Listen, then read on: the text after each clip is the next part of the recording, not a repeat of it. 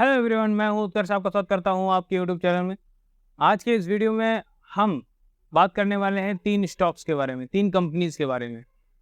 देखिए, जैसा हमको पता है कि हमारी अभी नई सरकार बनी है। सरकार पुरानी है, लेकिन क्योंकि चुनाव के बाद बनी है, तो इस सरकार में हमें किन सेक्टर्स के ऊपर फोकस करना चाहिए और किन सेक्टर में हमको अच्छा ग्रोथ मिल सकता है। जैसा हम सब जानते हैं कि पिछले 10 सालों में जो सरकार ने काम किया है, उसके हिसाब से एक प्रेडिक्शन हम कर सकते हैं कि आने वाले 5 सालों में सरकार किन सेक्टर्स में एक अच्छा फोकस कर सकती है। तो आज की इस वीडियो में उन सेक्टर्स के बारे में बात करने वाले हैं और साथ ही कुछ स्टॉक भी हम जानेंगे जिनमें आप इन्वेस्ट कर सकते हैं। तो शुरू करते हैं आज का वीडियो। हमारे पास जो पहला स्टॉक है, जो पहली कंपनी है, वो है आरईसी लिमिटेड। इस कंपनी की अगर हम बात करें तो ये कंपनी सेंट्रल पब्लिक सेक्टर के कंपनी है और ये पावर मिनिस्ट्री के अंडर में वर्क करती है। कंपनी की बात करें तो ये इन्वॉल्व है फाइनेंशियल प्रोजेक्ट्स में। कंपनी जो सर्विस ऑफर करती है वो जनरेशन प्रोजेक्ट में लोन ऑफर करती है, ट्रांसमिशन प्रोजेक्ट्स में लोन ऑफर करती है, डिस्ट्रीब्यूशन प्रोजेक्ट्स में ऑफर करती है, शॉर्ट टर्म लोन और मीडियम टर्म लोन ऑफर करती है और इंफ्रा फाइनेंस में लोन ऑफर करती है। जैसा मैंने आपको बताया कि ये कंपनी फाइनेंस करती है पावर प्रोजेक्ट्स में। तो वहीं पे अगर आप ये देखें तो इसको एक नोडल एजेंसी के रूप में इम्प्लीमेंटेशन के लिए गवर्नमेंट ऑफ इंडिया की स्कीम्स में इन्वॉल्व किया जाता है। किन किन स्कीम्स में ये इन्वॉल्व थी? उपाध्याय ग्राम ज्योति योजना, सौभाग्य योजना जैसे ये बड़े योजनाओं में इनका इन्वॉल्वमेंट था, जिसमें इन्हें नोडल एजेंसी के रूप में कार्यरत किया गया था। साथ ही अभी अगर हम बात करें हाल में, तो 26 जनवरी को प्रधानमंत्री मोदी जी ने एक योजना शुरू करी थी, पीएम सूर्योदय योजना, जिसमें नोडल एजेंसी के रूप में आरईसी लिमिटेड को भी कार्यरत किया गया है। तो इस स्टॉक में आने वाले समय में अच्छा फायदा मिल सकता है। अब एक नज़र इनके फंडामेंटल्स की तरफ जान लेते हैं। इसकी मार्केट कैप है वो 1,61,114 करोड़ की देखने को मिलती है। प्राइस की बात कर लें तो 612 के आसपास का प्राइस चल रहा है। इसका जो हाईएस्ट प्राइस गया है वो 619 गया है, मतलब ये अभी हाईएस्ट प्राइस पे चल रही है अपने। बात कर लें पी रेशियो की तो 11.4 का देखने को मिलता है, आरओसी 10 का देखने को मिलता है, आरओई 22 का देखने को मिलता है, जो कि एक अच्छे आरओई इसका अच्छा देखने को मिलता है। आरओसी थोड़ा सा कम है यहाँ पे। बात कर लेते हैं डिविडेंड 2.61% का देखने को मिलता है। वहीं अगर हम बात कर लें कंपनी पे डेट की, तो कंपनी पे डेट यहाँ पे अच्छा खासा देखने को मिल रहा है, लेकिन कंपनी क्योंकि फाइनेंस करती है तो डेट होना थोड़ा सा स्वाभाविक है, तो इसको हम थोड़ा सा नज़रअंदाज कर सकते हैं। कंपनी कितने CAGR से पैसा ग्रो कर रही है, इसको जान लेते हैं। तो यहाँ पे एक साल में 267% का यहाँ पे रिटर्न आपको दिया है कंपनी ने। इतने कंपाउंड से आपका पैसा ग्रो हुआ है, जो कि एक अच्छी बात हो जाती है। एक साल में 22% का रिटर्न देखने को मिला है। प्रोमोटर होल्डिंग्स की हम बात करते हैं तो यहाँ पे हमें मार्च 2024 के हिसाब से 52.63% का डेटा देखने को मिलता है और FII की होल्डिंग 19.91% की और DII की 15.44% की, गवर्नमेंट की 0.05% की। वहीं पब्लिक की बात करें तो 11.96% की होल्डिंग बनी हुई है।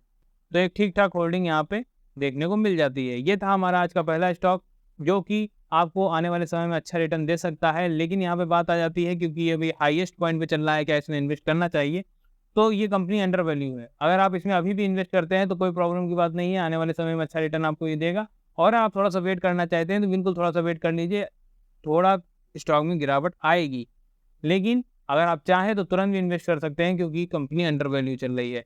अगली जो हमारे पास कंपनी है वो है IRCTC, Indian railway catering and tourism corporation limited. ये कंपनी 1999 में शुरू हुई थी। ये एक मिनी रत्न कैटेगरी है, मिनी रत्न कैटेगरी फर्स्ट में आती है। ये सेंट्रल पब्लिक सेक्टर की कंपनी है। ये काम करती है कैटरिंग में, रेलवे कैटरिंग और ड्रिंकिंग वाटर, जो कि रेलवे स्टेशन पे आपको मिलता है। और साथ ही गवर्नमेंट ऑफ इंडिया के द्वारा इकलौती कंपनी ऑथराइज है ऑनलाइन टिकट बुकिंग में। तो यहाँ पे क्योंकि जब आप ट्रेन से सफ़र करते हैं तो सबसे ज़्यादा रेवेन्यू अगर हम बात करें तो इनको टिकट बुकिंग से आता है, क्योंकि ये इकलौती कंपनी यहाँ पे ऑथराइज है गवर्नमेंट ऑफ इंडिया के द्वारा ट्रेन टिकट बुकिंग में।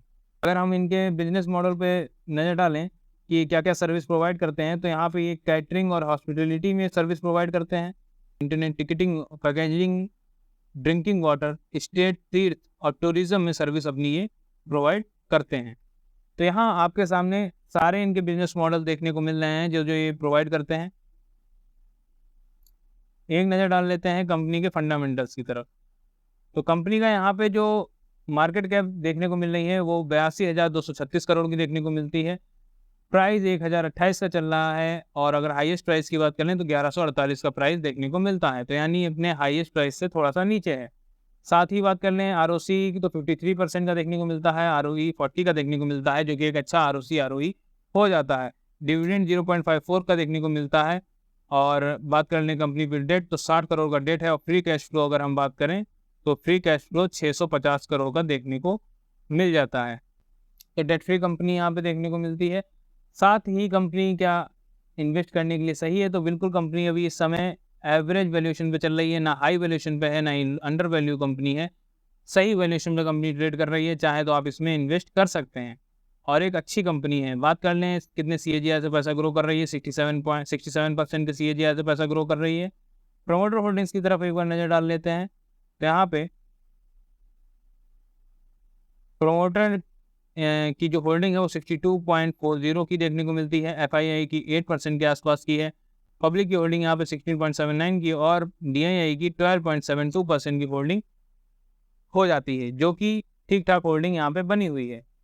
तो ये कंपनी भी ओवरऑल अच्छी कंपनी देखने को मिलती है, सरकारी कंपनी है और क्योंकि जैसा मैंने आपको बताया कि ये गवर्नमेंट ऑफ इंडिया के द्वारा इकलौती ऐसी ऑथराइज कंपनी है जो कि रेलवे टिकट बुक करती है, तो एक मोनोपोली भी क्रिएट करती है मार्केट में, तो आने वाले समय में इसमें ज़रूर आपको अच्छा रिटर्न मिलने वाला है। और अगर हमने जैसा शुरुआत में बताया था कि नई गवर्नमेंट है लेकिन पिछले 10 सालों में भी यही गवर्नमेंट थी, तो अगर हम वहाँ पे फोकस करें कि इन्होंने 10 सालों में क्या वर्क किया था और उसके हिसाब से प्रेडिक्ट किया जाए, तो वहाँ पे क्योंकि रिन्यूएबल एनर्जी ग्रीन एनर्जी पे वर्क किया जा रहा है, सोलर पॉइंट बनाए जा रहे हैं, सोलर योजना शुरू की जा रही है, तो उसके हिसाब से मैंने REC लिमिटेड को यहाँ पे आपके साथ डिस्कस किया, जो कि इस योजना में फाइनेंस कर सकती है। और दूसरे नंबर पे रेलवे में काफ़ी एक अच्छी ग्रोथ देखने को मिली पिछले 10 सालों में, तो IRCTC मैं आपके साथ डिस्कस कर रहा हूँ। वैसे ही एक ग्रोइंग कंपनी, ग्रोइंग सेक्टर की बात कर लें तो वो डिफेंस सेक्टर आ जाता है, जिसमें हमारे पास है हिंदुस्तान एरोनॉटिक्स लिमिटेड,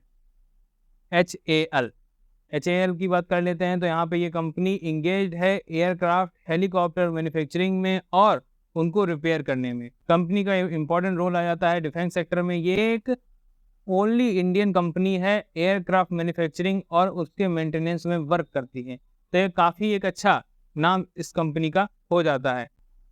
बात कंपनी के ऑर्डर बुक की कर लेते हैं, तो यहाँ पे जो इसका ऑर्डर बुक देखने को मिलता है वो 94,000 करोड़ का ऑर्डर बुक देखने को मिलता है। ये फाइनेंशियल ईयर 2024-25 का डेटा मैं आपके साथ शेयर कर रहा हूँ। साथ ही जो इसका रिसर्च एंड डेवलपमेंट पे खर्चा 6 से 7% का ये अपना रेवेन्यू का खर्चा करते हैं, जो कि एक अच्छा नंबर हो जाता है। कंपनी के फंडामेंटल्स को अगर हम देखें तो यहाँ पे कंपनी की जो मार्केट कैप है वो यहाँ पे 3,69,932 करोड़ की देखने को मिलती है। P रेशियो 48 का देखने को मिलता है। करंट प्राइस 5,540 का देखने को मिलता है। हाईएस्ट प्राइस 5,675 का है।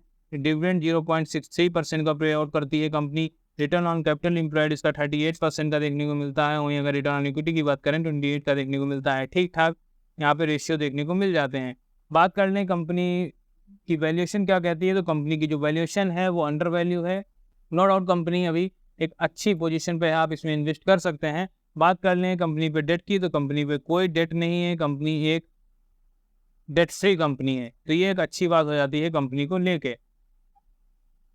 कंपनी के CAGR की बात कर लेते हैं, कितने CAGR से आपका पैसा यहाँ पे ग्रो किया है कंपनी ने, तो यहाँ पे एक साल में 193% का CAGR देखने को मिलता है, जो कि एक अच्छा नंबर हो जाता है। साथ ही प्रोमोटर होल्डिंग्स की तरफ अगर हम नज़र डालें तो प्रोमोटर्स की यहाँ पे मार्च 2024 में 71.64% की, FII की 12.42% की, DII की 9.58% की और पब्लिक की होल्डिंग 6.36% की होल्डिंग बनी हुई है, जो कि एक अच्छा नंबर हो जाता है। ओवरऑल कंपनी काफ़ी अच्छी है, काफ़ी ग्रोइंग फेज में है कंपनी। और पिछले कुछ सालों में हमने देखा है कि डिफेंस सेक्टर हो गया, रिन्यूएबल एनर्जी, ग्रीन एनर्जी हो गई या फिर रेलवे हो गया, इन पे काफ़ी फोकस किया गया है। तो उसी को मद्देनजर रखते हुए प्रेडिक्ट किया गया है कि यहाँ पे इन सेक्टर में आने वाले समय में भी ग्रोथ देखी जा सकती है, गवर्नमेंट अपना फोकस कर सकती है।